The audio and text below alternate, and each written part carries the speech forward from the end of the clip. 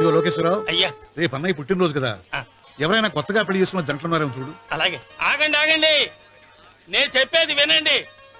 మీకందరికీ తెలుసు, ప్రతి సంవత్సరం శివరామకృష్ణయ్య గారు తన పుట్టినరోజు నాడు పెళ్లి చేసుకునే కొత్త జంటకు తాళిబొట్టు, కొత్త బట్టలు, 2 ఎకరాల పొలం దానం చేస్తారు.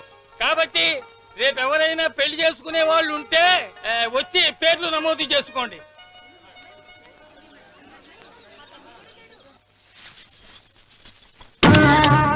పర్వాలేదులే, భగవంతుడు చల్లగా చూసుంటే శోభనం గదిలో నీ కొంగుముడి విప్పాల్సిన వాణ్ణి.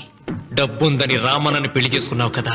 భిక్షపతి, నేను నీ వదిన్ని. కళ్ళు పోతాయా? పోనీ, నిన్ను అనుభవించాక కళ్ళేమిటి? ప్రాణం పోయినా పర్వాలేదు. ఏంట్రా, ఏం చేస్తున్నావు ఇక్కడ? ఏం లేదు నాన్న, పాలేమన్నా ఉంటే ఒక బిందెడివ్వు, నేను కూడా శివలింగం మీద పోస్తాను అంటే నోర్మి అంటుంది. మూసా పోస్తాను వదినా. ఏమా, వాడేమన్నా వాగాడా?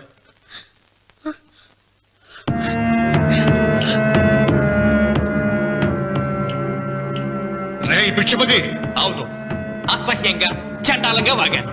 చంపుతావా? చంపు. మీ తాత ముత్తాతలు జంతువులు చంపితే నువ్వు నన్ను చంపు. చంపి నా తల కూడా గుమ్మానికి వేలాడగట్టు.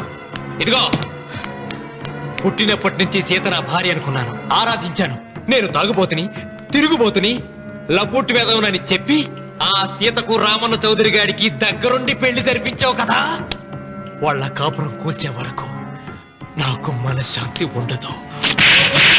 సీతని కట్టబెడితే పీటల మీద విషయం దాకా చచ్చిపోతుందని బంగారు లాంటి రామునికిచ్చి పెళ్లి చేయించాను.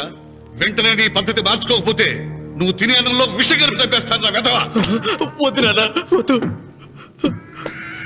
ఈ చెంపదెబ్బ ఎప్పుడో కొట్టుంటే బాగుపడుండేవాడిని.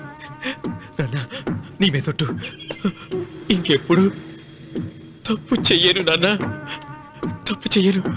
నన్ను క్షమించు నాన్న. ఏర్పాట్లన్నీ పూర్తయ్యాయా? అది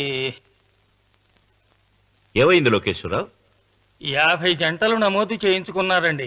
అందులో 30 జంటలకి దానం చేయడానికి మాత్రమే మన దగ్గర భూమి మిగిలి ఉంది. మరి మిగతా 40 ఎకరాలు అంటే మన పొలం అంతా ఈవేళ బాబు గారు ఎన్ని సంవత్సరాల నుంచి దానం చేసుకుంటూ వస్తున్నారు. కొండలైనా కరిగిపోవలసిందే కదా. మరి ఇన్నాళ్ళు నాకెందుకు చెప్పలేదు? మీరు పుణ్యకార్యం చేస్తున్నారు, మిమ్మల్ని ఇబ్బంది పెట్టడం ఎందుకని. రామన్న పేరుతో 2000 ఎకరాలు ఉండాలిగా, అందులోంచి రాసివ్వండి. అందులో మిగిలిన 60 ఎకరాలే ఇప్పుడు రాశానండి. ఆయన పేరు మీద గజం భూమి కూడా మిగలలేదు. రేపు శుభకార్యం ఆకూడదయ్యా. నూతన దంపతులు నా ఇంటి దగ్గర నుంచి నిరాశగా తిరిగి వెళ్ళకూడదు. నాతోరా జగన్నాథం, అన్నయ్య, నువ్వు ఈ సాయం చేస్తే నా పరువు కాపాడిన వాడి అవుతావు. 40 ఎకరాలే కాదు, నా యావదాస్తి మొత్తం నాకు ఇస్తాను, నా ప్రాణాలను ఇస్తాను. లోకేశ్వరరావు, అయ్యా, కాగితాలు.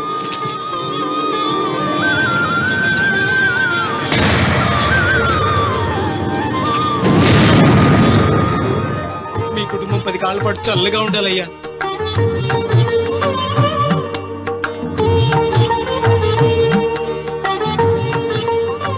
నీ పొలం వాయన దానం చేస్తాడు, పేరు తెచ్చుకుంటాడు.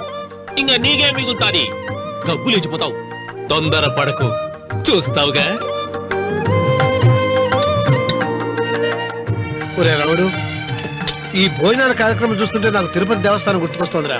నువ్వైనా చెప్పచ్చు కదా మీ నాన్నకి, ఈ దానాలకు అంతే లేదా? ఎదుటివాడికి ఇంత పెట్టడంలో ఆయన ఆత్మసంతృప్తి పొందుతున్నారు. ఆ పుణ్యమే ఆయన నిండు నూరేళ్లు బతికిస్తుంది. నువ్వు అన్నం వచ్చి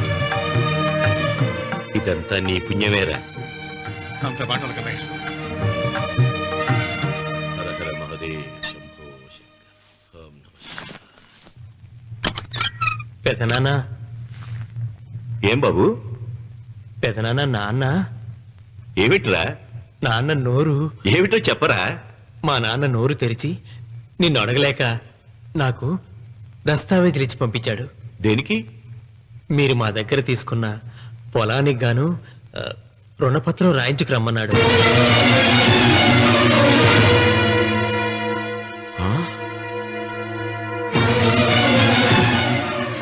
నా తమ్ముడు రుణపత్రం అడిగాడు. అయ్యో, సంతకం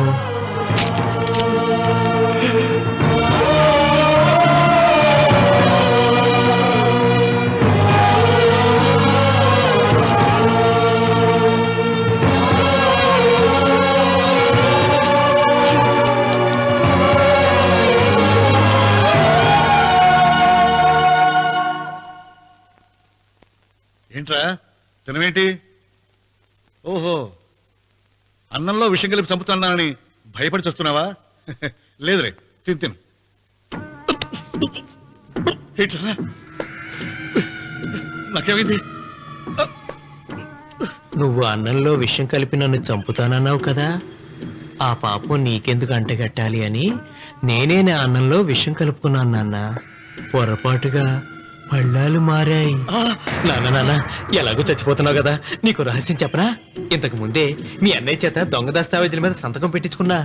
వాళ్ళని వీధిలోకి తీసుకొస్తా.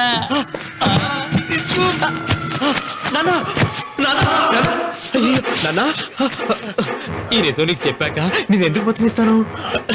నాన్న చిన్నప్పుడు నీ గుండెల మీద ఆడుకుంటే తెగ ఆనందపడేవాడు కదా, పోయేటప్పుడు కూడా ఆడుకుంటా ఆనందపడే. చల్ చల్ గుర్రో చలాకి గుర్రో, చల్ చల్ గుర్రో చలాకి గుర్రో, చల్ చల్ గుర్రో చలాకి గుర్రో, చల్ చల్. నాన్న అయ్యో.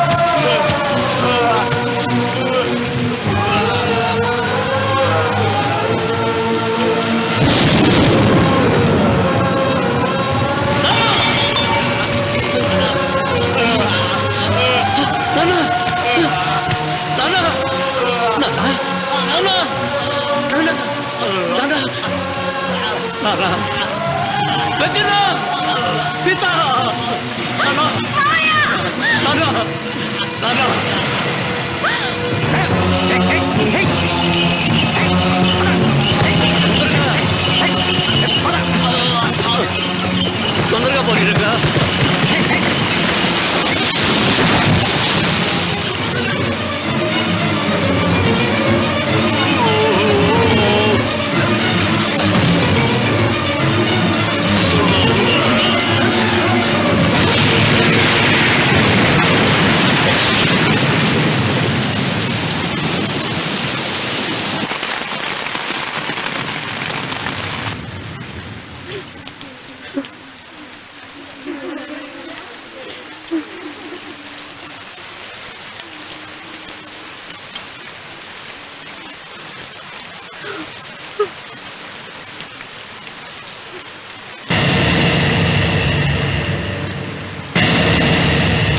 అందరికీ నమస్కారం.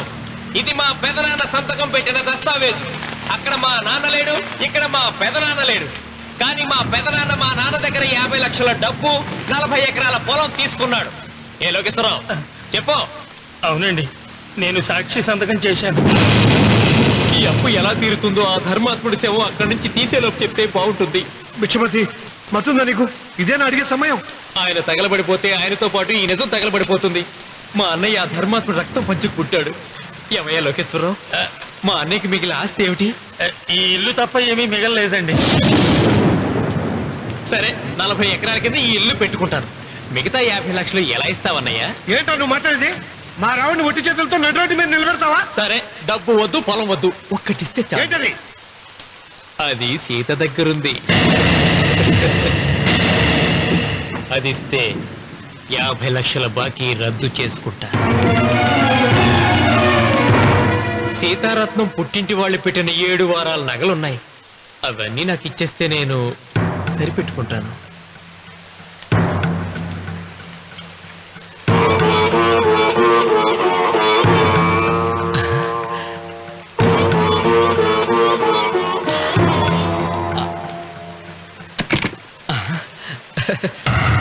అదేమిటి, నీ మెళ్ళ ఉన్న మంగళసూత్రం బంగారం కదా, అది కూడా తీసిపెట్టు.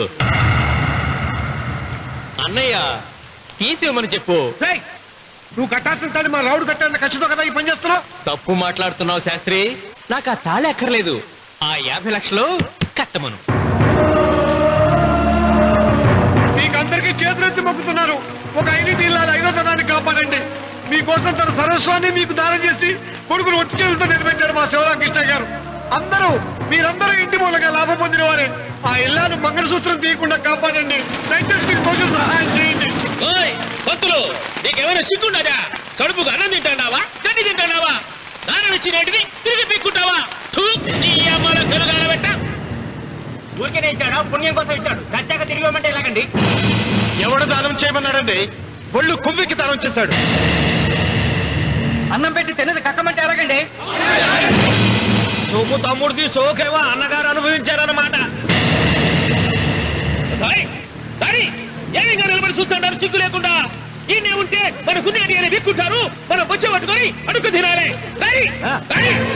ఏం చూస్తారా?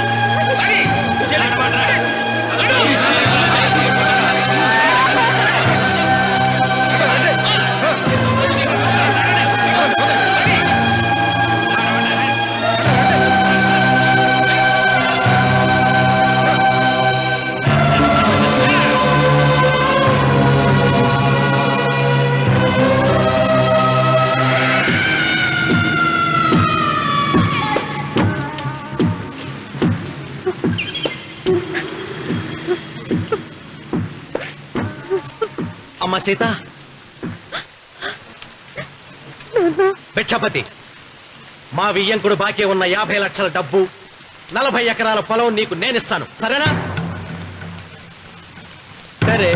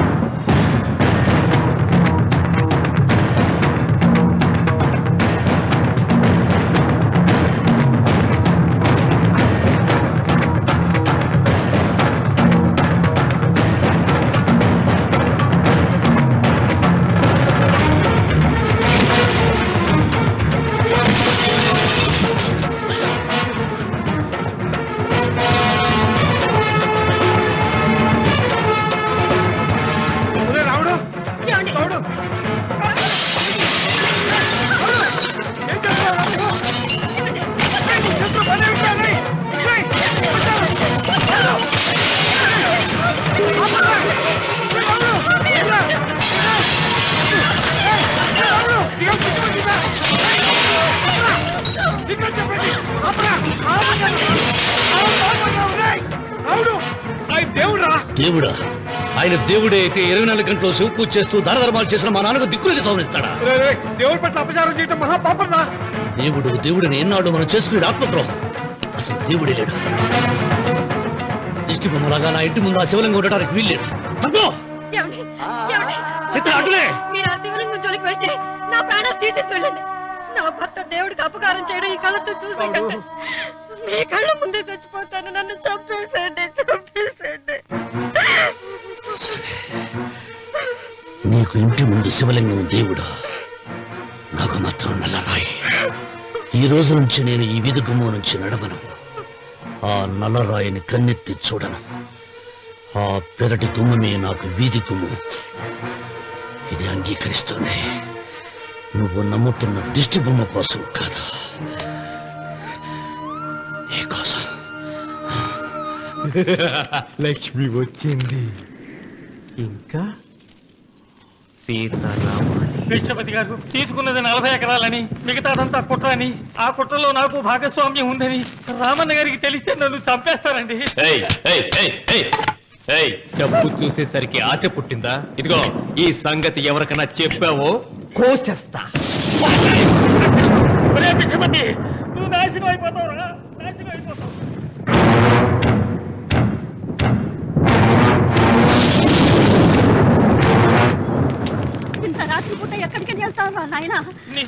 పదమ్మా.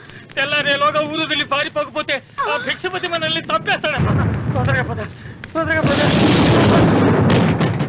ఊరుదిలి పారిపోతున్నావా లోకేశ్వరరావు?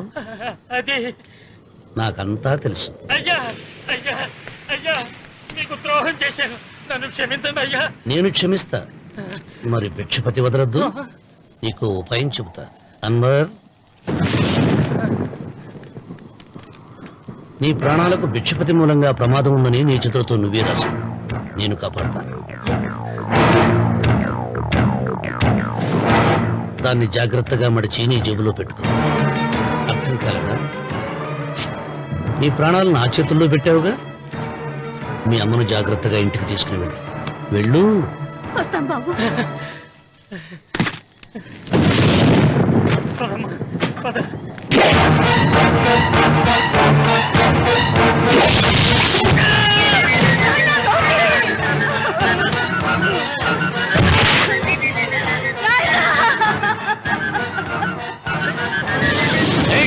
ఎడవకో, ఎడవకో.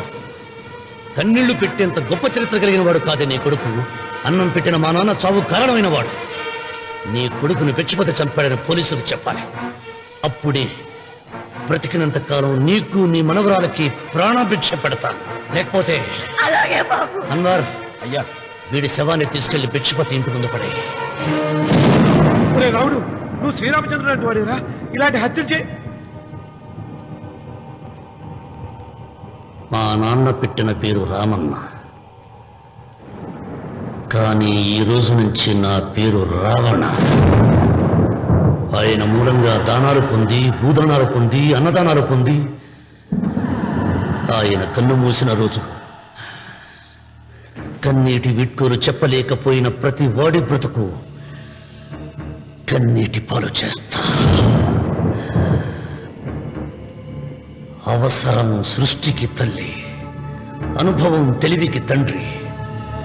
ఇది నా తండ్రి చావు నాకు నేర్పిన గుణపాఠం. వెంకన్న, ఆయన దానం చేసిన వేలాది ఎకరాలు తిరిగి తెస్తాను. సూదిమును మోపినంత నేల కూడా వదలను. అప్పటి వరకు మా నాన్న మొరతాడే నా మెడతాడు. ఏమిటిది? నన్ను ఎందుకు అరెస్ట్ లోకేశ్వరను చంపినందుకు అరెస్ట్ చేస్తున్నాం. నేను అతను తప్పుడు పెట్టి అతని స్వహస్తాలతో రాసిన ఉత్తరం. దీనికి అతని తల్లే సాక్ష్యం.